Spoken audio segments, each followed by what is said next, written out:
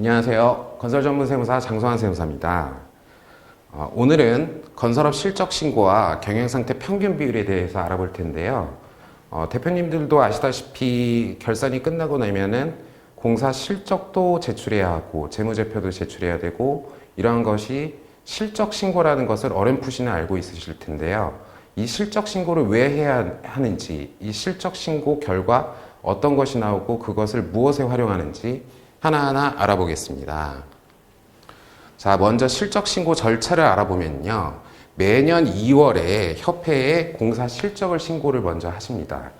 그리고 재무제표는 3월 달에 법인세 신고를 하시기 때문에 3월 이후 4월까지 재무제표는 제출하게 되고요. 보유 업종이 2개 이상인 경우 업종별로 구분하여 신고를 하십니다. 또 여기가 주의하실 부분인데 공사 실적이 없는 경우에도 반드시 무실적 신고를 하셔야 됩니다. 이 무실적 신고를 하셔야지만 시공능력 평가 금액이 나오고 각종 재증명 발급이 가능합니다. 즉 무실적 신고를 하지 않으면 시공능력 평가 금액이 아예 안 나오기 때문에 굉장히 곤란한 상황에 처하게 되십니다. 그리고 이 실적 신고한 내용에 있어서 이 재무제표는 법인세 신고할 때 제출한 표준 재무제표를 제출해야 한다는 것도 유의하셔야 합니다.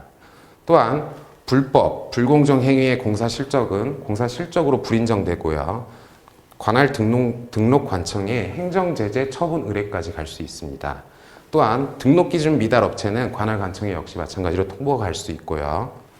등록 업종 외의 건설공사, 즉 무면허 공사죠. 무면허 공사 실적으로 인해서는 불인정하고 관할 관청에 행정제재를 처분 의뢰할 수 있습니다.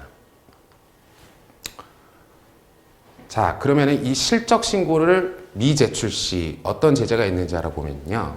시공능력, 한마디로 실적 신고를 하지 않으면 시공능력 평가 금액이 없는 것입니다.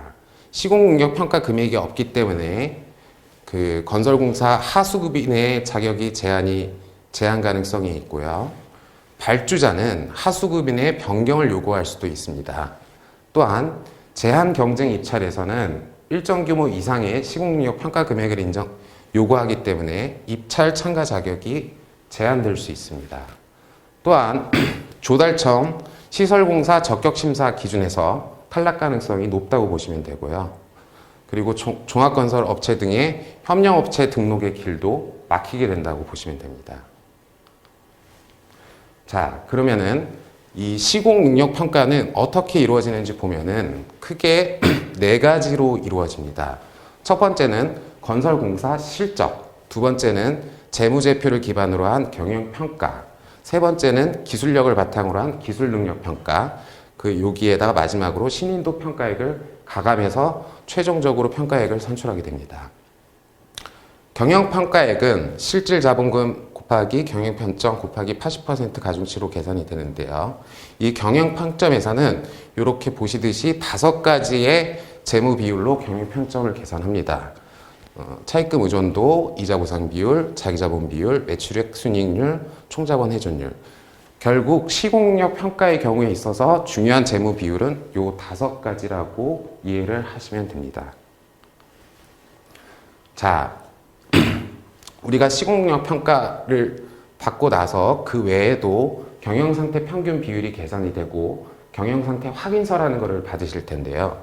이게 2017년도 7월에 공고된 종합건설업의 부채 비율, 유동 비율, 전문건설업의 업종별로 경영상태 평균 비율입니다. 여기서도 보시듯이 2017년 7월 1일 입찰 공고분부터는 이거를 적용하겠다라는 얘기는 뭐냐면은 2017년 초에 실적 신고 받은 내용을 바탕으로 전국의 건설업체의 경영상태 평균 비율을 계산해서 이 평균 비율 미달을 하는 업체들은 입찰에 참가할 수 있는 가능성이 현저하게 줄어든다고 보시면 됩니다.